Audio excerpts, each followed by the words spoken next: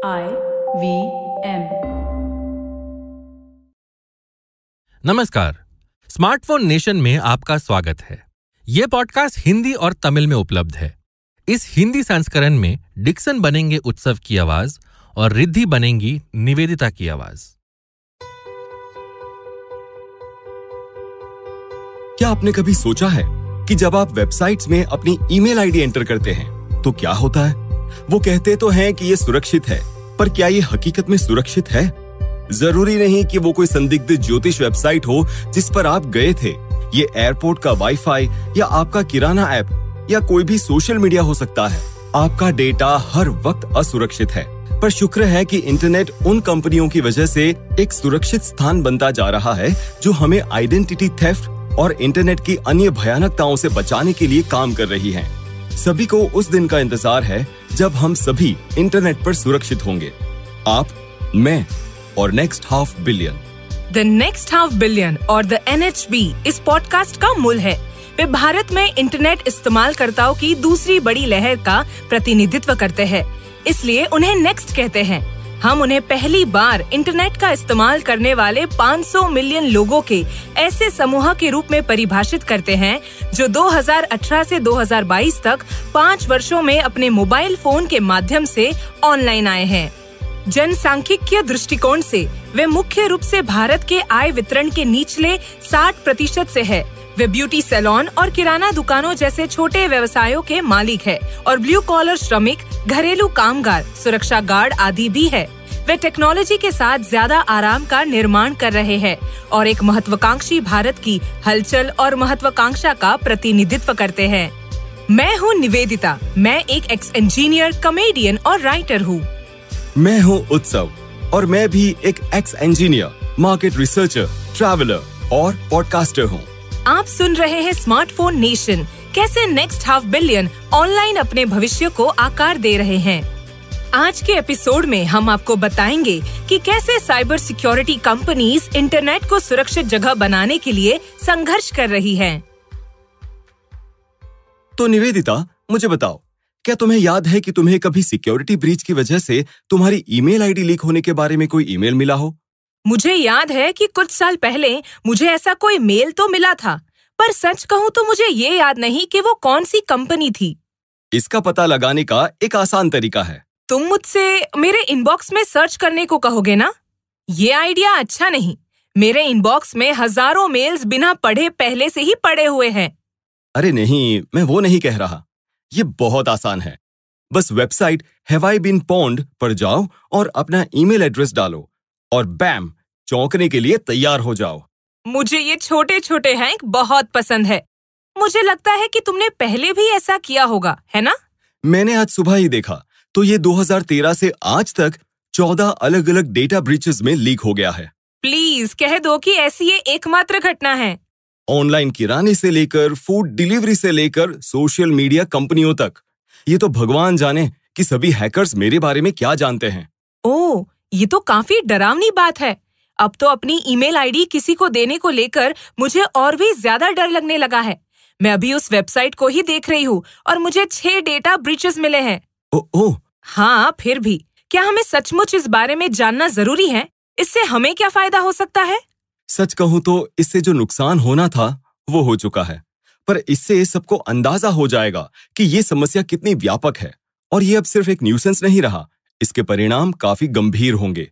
मुझे भी डर है कि इसके परिणाम मेरे कल्पना से भी बदतर होंगे। फिर भी मैं जानना चाहती हूँ वो परिणाम कौन से हैं।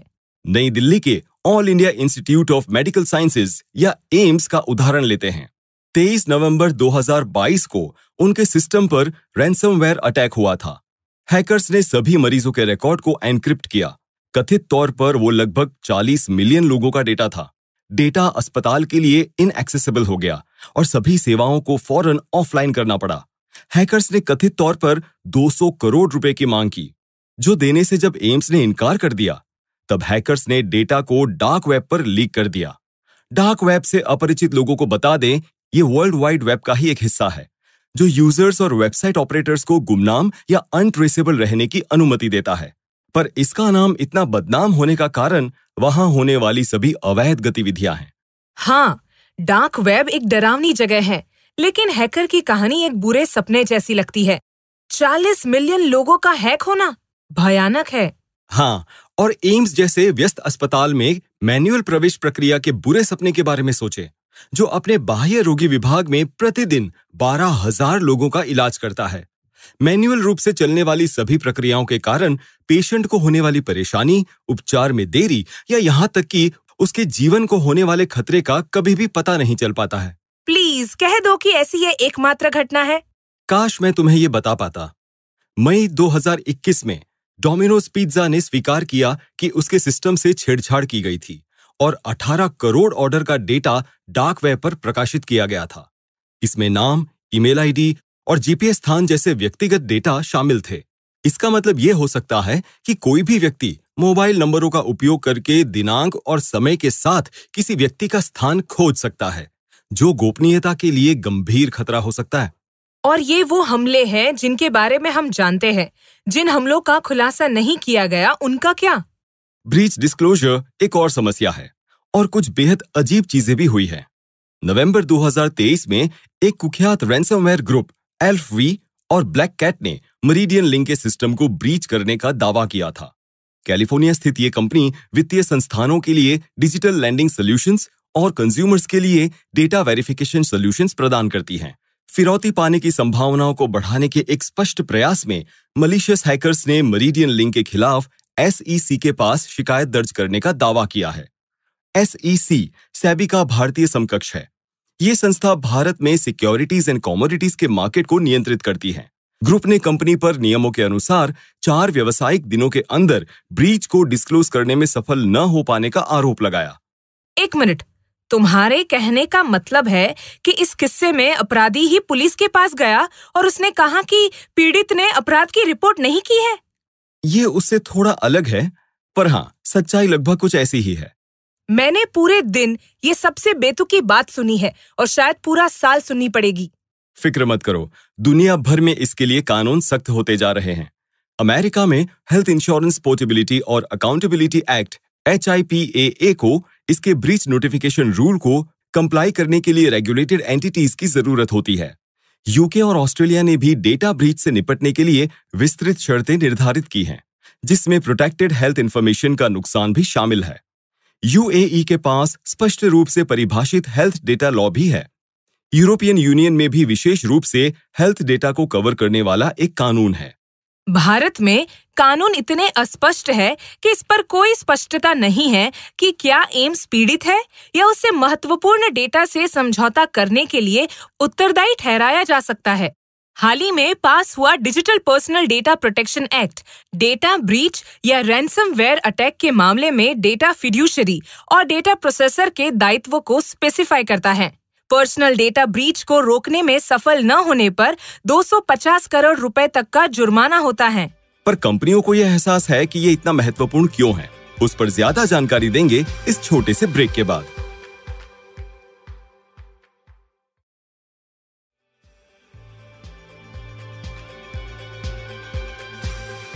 आपका फिर स्वागत है। साइबर सिक्योरिटी पहले से ज्यादा महत्वपूर्ण है। इसके बारे में शिल्पा कुमार से सुनते हैं, जो इम्पैक्ट इन्वेस्टमेंट की कंपनियों में निवेश करने वाली फर्म ओमीडिया नेटवर्क इंडिया की पार्टनर हैं। डेटा की सुरक्षा और आप डेटा को कैसे सुरक्षित करते हैं, ये ग्राहकों तक पहुंचने के लिए प्रौद्योगिकी का इस्तेमाल करने वाले सभी प्रकार के व्यवसायों के सामने आने वाली एक महत्वपूर्ण समस्या है। हम लगातार देख रहे हैं कि लगभग हर व्यवसाय डिजिटल होता जा रहा है। ये हकीकत में बहुत महत्वपूर्ण होता जा रहा है और ब्रांड इन्फ्रिंजमेंट, आइडेंटिटी थेफ्ट, इन सभी चीजों से डेटा लीक से डेटा और व्यवसाय की रक्षा करना बेहद महत्वपूर्ण है। मुझे ये सुनकर खुशी हुई कि कंपनियां इसे बहुत गंभीरता से ले रही हैं। पर जानी मानी कंपनियों में हो रहे इन सभी ब्रीचेस का मतलब ये नहीं है कि अब विनाश ही होने वाला है। जब हम ऑनलाइन सुरक्षा के बारे में या आतंकवादी हमले के बारे में भी सोचते हैं, तब हमारे मन में एक टिपिकल बायस होता है। हम अपना फैसला उन घटनाओं के आधार पर करते हैं जो हमारे आसपास बनी हैं, पर जिन्हें रोका गया उन सभी हमलों का क्या? हमें उनके बारे में कभी पता नहीं चल पाएगा ना। उदाहरण के लिए, माइक्रोसॉफ्ट ने खुलासा किया कि पिछले 12 महीनों में उसने हर सेकंड औसतन 4000 से ज्यादा पासवर्ड अटैक्स देखे। अब उसकी तुलना उस नंबर से करो जितने बार पासवर्ड अटैक सफल होते हैं। उनकी संख्या बहुत कम होती है, पर क्योंकि हम उनके बारे में जानते हैं, वे फैसला लेने के लिए उपलब्ध डेटा है और इस तरह हमारे पास अवेलेबिलिटी बायस है। ये तो तुमने सही कहा, पर माइक्रोसॉफ्ट और गूगल जैसी बड़ी कंपनियों के अलावा ऐसी और कौन सी कंपनियां हैं जो इस क्षेत्र में अपने डेटा की सुरक्षा करने की कोशिश कर रही हैं? मैं आपको क्लाउडसेक के सह संस्थापक और सीईओ राहुल शशि से मिलवाता हूँ। डिग्रीज और पेडिग्री से ऑब्सेस्ड देश में राहुल ने इंजीनियरिंग छोड़ दी, पर इससे उनकी शिक्षा नहीं रुकी। उन्होंने अपनी रुचि से साइबर सुरक्षा के बारे में सीखा और उन्हें क्लाउड कंप्यूटिंग कंपनी सिट्रिक्स में साइबर सिक्योरिटी में पहली नौकरी मिली। उन्होंने एआई संचालित कंपनी क्लाउडसेक शुरू की, जो साइबर सिक्योरिटी थ्रेट्स और अटैक्स के रैपिड और रिलायबल डिटेक्शन, एनालिसिस, अलर्ट्स और सॉल्यूशंस पर ध्यान केंद्रित करती है। कॉलेज ड्रॉप आउट होने से लेकर अपनी खुद की कंपनी शुरू करने तक का सफर एक टेक्स्ट बुक स्टार्टअप है, पर टेक्स्ट बुक स्टार्टअप खतरों के बारे में कैसे सोचता है? मैं राहुल से ही कहूंगा कि हमें साइबर सिक्योरिटी के बारे में समझाएं। आज हम जो कुछ भी करते हैं वो एक तरह से कंप्यूटर द्वारा संचालित होता है।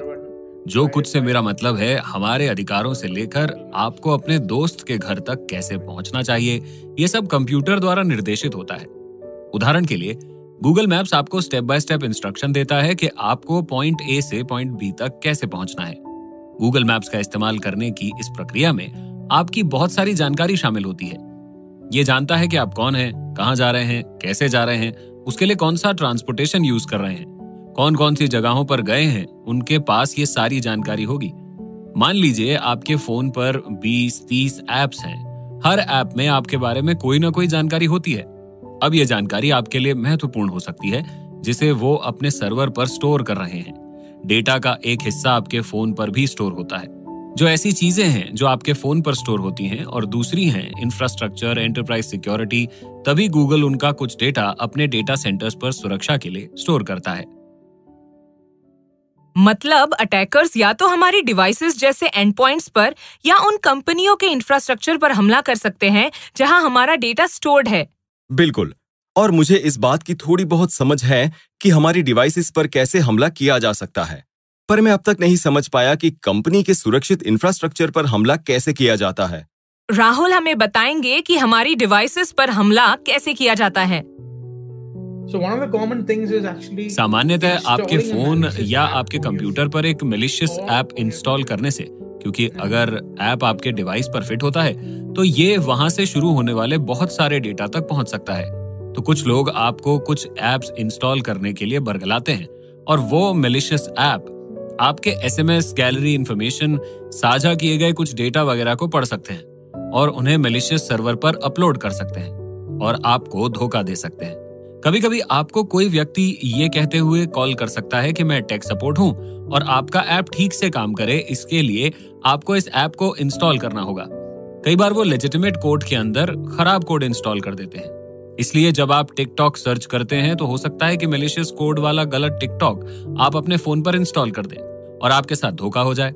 दूसरा उदाहरण ये कि आपको एक मैलिशियस एसएमएस या मैसेज मिलता है और जिस पल आप उस एसएमएस या मैसेज या ईमेल को खोलते हैं तब एक मैलिशियस कोड ऑटोमेटिकली आपके डिवाइस पर एग्जीक्यूट हो जाता है और आपकी जानकारी के बिना फिर से एक ऐप इंस्टॉल करके आपके सभी डेटा को पढ़ना शुरू कर देता है। एंड कंज्यूमर्स को इस तरह अटैक किया जाता है। इनमें से कुछ अटैक्स तो बहुत सोफिस्टिकेटेड हैं, जैसे कि क्रिप्टो ट्रेडिंग स्कैम्स, जिसमें विस्तृत सेटअप शामिल है। विक्टिम्स को अपने पहले कुछ ट्रेड्स में क्विक प्रॉफिट्स का लालच दिया जाता है और फिर शुरू होती है धोखाधड़ी। टेलीग्राम ग्रुप्स क्रिप्टो करेंसी के मूल्य में हेराफेरी और पैसा लगाने के लिए किया जाने वाला दबाव। यहाँ तक कि पढ़े लिखे लोग जो डिजिटल तकनीकों से परिचित है वो भी इनके झांसे में आ सकते हैं। नेक्स्ट हाफ बिलियन के लिए जो अपना पहला स्मार्टफोन इस्तेमाल कर रहे हैं उनके लिए जोखिम भी ज्यादा है। ये तो निश्चित है, पर अगर हम ऐसे हमलों के बारे में पूरी तरह से जानकार हो भी जाएं, तब भी कंपनी के स्तर पर हमारे डेटा से समझौता किया जा सकता है। उनके पास कम डिजिटल साक्षरता है और इसके निहितार्थ को समझे बिना अपने एटीएम कार्ड और पिन को साझा करने की अधिक संभावना हो सकती है। ये उन्हें फिशिंग, धोखाधड़ी के प्रति अधिक संवेदनशील बनाता है। और हम में से कई लोगों के विपरीत जो विभिन्न तरीकों से अपनी संपत्ति जमा करते हैं, एनएचबी के कई लोग अपनी जीवन भर की बचत एक ही खाते में रख सकते हैं। इसका मतलब है कि उन्हें पूरी तरह से वित्तीय बर्बादी का सामना करना पड़ सकता है। इससे अंततः डिजिटल सिस्टम पर उनका भरोसा कम हो जाएगा और वे ऑनलाइन सेवाओं को टालेंगे। आइए राहुल को इस बारे में बात करते हुए सुनते हैं। सर्वर पर वो उनसे जुड़ी विभिन्न कमजोरियों पर हमला करने का प्रयास करते हैं। वो देखने की कोशिश करते हैं कि क्या वल्नरेबिलिटी का इस्तेमाल डेटा एक्स्ट्राडाइट करने के लिए किया जा सकता है। वो गूगल के किसी कर्मचारी या आपका डेटा स्टोर करने वाली कंपनी, चाहे वो कोई भी कंपनी हो, उसे बहकाने का प्रयास करेंगे और कर्मचारी के माध्यम से वो इंटरनल सर्वर्स तक भी जा सकते हैं। वे किसी भी वेंडर को हैक करने की कोशिश करते हैं। उदाहरण के लिए गूगल के पास कोई थर्ड पार्टी वेंडर हो सकता है जो गूगल का कुछ डेटा स्टोर करता है। मूल रूप से वे किसी ऐसे व्यक्ति को ढूंढते हैं जिसके पास सर्वर का एक्सेस है, और ये वे लोग हैं जिनके साथ वो एक्सेस पाने के लिए समझौता करते हैं। अब आप शायद समझ गए होंगे कि साइबर सिक्योरिटी स्पेस कैसे काम करती है। मैं इस बात से लगातार आश्चर्यचकित रहती हूँ कि पर्दे के पीछे कितना कुछ चल रहा है और इसमें कितने बुरे लोग हैं। क्लाउडसेक जैसी कंपनियां आज इन बुरे लोगों से लड़ने में सबसे आगे है। राहुल हमें सरकारी और निजी दोनों संस्थाओं के साथ अपनी इन्वॉल्वमेंट के बारे में बताएंगे। हम देश के हर टॉप बैंक, हर प्राइवेट बैंक के साथ काम कर रहे हैं। हम रिजर्व बैंक ऑफ इंडिया के साथ काम कर रहे हैं। हम एनपीसीआई के साथ काम कर रहे हैं। ये सभी हमारे कस्टमर्स हैं। हमने ऐसे कई प्रयास किए हैं जिससे कोई बुरी घटना होते होते रह गई होगी क्योंकि हमारी कार्रवाई नहीं हुई। तो हाँ, हमारा बहुत सारा काम, और सिर्फ मेरा काम नहीं, वैसे ही बहुत सारी साइबर सिक्योरिटी कम्युनिटीज काम करती हैं। उनकी निष्क्रियता की बड़ी कीमत चुकानी पड़ सकती है, पर उनके कदम ने कुछ बड़ा होने से रोक भी दिया। तब भी शायद उन्हें इसकी क्रेडिट नहीं मिलेगी। क्लाउडसेक जैसी कंपनियां डिवाइस सिक्योरिटी की दिशा में भी काम कर रही है। उन्होंने बी विजिल नाम की मोबाइल ऐप बनाई है जो आपके फोन पर इंस्टॉल किए गए ऐप्स की सुरक्षा को असेस कर सकती है, और उन्होंने 10 लाख से ज्यादा मोबाइल ऐप्स को एनालाइज किया है। यह उपयोगकर्ताओं को अधिक नियंत्रण प्रदान करता है क्योंकि अब उन्हें पता चलता है कि कौन कौन से एप्लीकेशन सुरक्षित है। मैं इसे सब्सक्राइब करने के लिए बिल्कुल तैयार हूँ। और अवेलेबिलिटी बायस के बारे में तुमने पहले कहा था। यहाँ राहुल हमें हाल ही में उन्होंने दूर किए हुए सिक्योरिटी लूपहोल के बारे में बता रहे हैं। कुछ दिन पहले हमने एक बड़ी सिक्योरिटी थ्रेट को रोक दिया था जो इंटरनेट पर किसी भी अटैकर को एक विशेष गेटवे के माध्यम से होने वाली यूपीआई ट्रांजैक्शंस को वास्तविक वक्त में देखने की इजाजत देता था। आपने क्यूआर कोड स्कैन करके जो भुगतान किया, अटैकर उस भुगतान को देख सकेगा। ये पैसे कहां से आ रहे हैं, किसके पास जा रहे हैं, कितनी राशि है, वगैरह वगैरह सारी जानकारी। अब हमने उसे आइडेंटिफाई किया है और कंपनी ने इसे ठीक किया है। इस वजह से अटैकर्स उस चीज का इस्तेमाल करके लोगों को धोखा नहीं दे पा रहे। अब कल्पना करें कि किसी बुरे आदमी के पास ये जानकारी है। जैसे ही आप भुगतान करते हैं, आपको कॉल आता है कि मैं बैंक से बोल रहा हूं, आपने अभी अभी इस विक्रेता को 83 रुपए का भुगतान किया है। आप कहते हैं हाँ, मैंने अभी भुगतान किया है, क्योंकि यही एकमात्र तरीका है जिससे वे विश्वास स्थापित कर सकते हैं। विश्वास स्थापित होने के बाद वो कहता है कि आपको वेरिफिकेशन के लिए एक और काम करना होगा। अपना क्रेडिट कार्ड निकालकर मुझे अंतिम 4 डिजिट और 6 डिजिट वाला कार्ड नंबर बताएं। फिर कहेगा 1 मिनट रुकें, आपको एक ओटीपी मिला होगा, वो बताएं। आपके सारे पैसे चले गए। अगर इस पर कार्रवाई नहीं होती तो हजारों लोगों ने अपना पैसा खो दिया होता। आप कल्पना कर ही नहीं सकते हैं, इतने सारे लोग जिनमें नेक्स्ट हाफ बिलियन भी शामिल है, इसके झांसे में आ सकते हैं। यहाँ शिल्पा हमें बता रही है कि क्लाउडसेक को खास क्या बनाता है।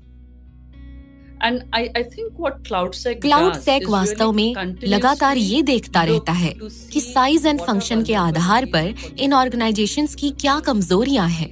वो लगातार इस बात पर नजर रखते हैं कि इंटरनेट सोर्सेस में क्या खतरे हैं। सरफेस से लेकर डार्क और डीप वेब तक वो cyber threats, data leaks, brand infringement, identity theft की तलाश करते हैं, और फिर व्यवसायों के साथ उन्होंने जिन चीजों का पता लगाया है वो और उनके समाधान क्या है, ये साझा करते हैं। वो व्यवसायों, विशेष रूप से ऑनलाइन व्यवसायों के लिए काफी सक्रिय रूप से इवैल्यूएशन भी ऑफर करते हैं कि वो सुरक्षा को मजबूत बनाने के लिए अपनी सुरक्षा के विभिन्न कंपोनेंट्स को कैसे बेहतर बना सकते हैं। मुझे याद है जब हम राहुल से बात कर रहे थे तो उन्होंने बताया था कि उन्होंने पहली बार इंटरनेट का इस्तेमाल कॉलेज में किया था और इतने कम वक्त में ही उन्होंने एक साइबर सुरक्षा कंपनी भी शुरू कर दी। स्मार्टफोन इंटरनेट को अपनाने में तेजी लाया है और वो संभावित रूप से राहुल जैसे कई उद्यमी तैयार कर सकता है जो आज की और भविष्य की समस्याओं का भी समाधान ढूंढेंगे। स्मार्टफोन नेशन से जुड़ने के लिए धन्यवाद। मैं उत्सव हूँ और मैं निवेदिता हूँ। ये था स्मार्टफोन नेशन। अगले सप्ताह एक और कहानी के लिए जुड़े कि कैसे नेक्स्ट हाफ बिलियन लोग ऑनलाइन अपना भविष्य संवार रहे हैं। अगर आपको हमारा शो पसंद आया तो स्मार्टफोन नेशन यूट्यूब चैनल को सब्सक्राइब करें। इसके अलावा स्पॉटिफाई, एप्पल पॉडकास्ट या जहां भी आप अपने पॉडकास्ट सुनते हैं वहां हमें रेट और रिव्यू करना ना भूलें। इस एपिसोड को अपने दोस्तों के साथ शेयर करें ताकि हम ज्यादा से ज्यादा लोगों तक पहुंच सकें। आप IVM पॉडकास्ट पर या जहां भी आपको अपना पॉडकास्ट मिलता है वहां स्मार्टफोन नेशन को सुन और सब्सक्राइब कर सकते हैं। यह पॉडकास्ट हिंदी और तमिल में भी उपलब्ध है। इस सीजन को संभव बनाने के लिए ओमिडियर नेटवर्क इंडिया का विशेष धन्यवाद। यह जानने के लिए कि ONI कैसे साहसी और उद्देश्य संचालित उद्यमियों के साथ साझेदारी करके भारत के अगले आधे अरब लोगों के जीवन को बेहतर बनाने के लिए काम कर रहा है, omidyarnetwork.in पर जाएं। हमें बताएं कि आप शो के बारे में क्या सोचते हैं। आप हमारे मेजबानों को ट्विटर और इंस्टाग्राम पर देख सकते हैं। उत्सव को इंस्टाग्राम ID @YVTravel42 पर देखा जा सकता है। आप निवेदिता को इंस्टाग्राम ID @niv.prakasam पर संपर्क कर सकते हैं। आप IVM को ट्विटर, फेसबुक और इंस्टाग्राम पर @IVM Podcasts पर फॉलो कर सकते हैं।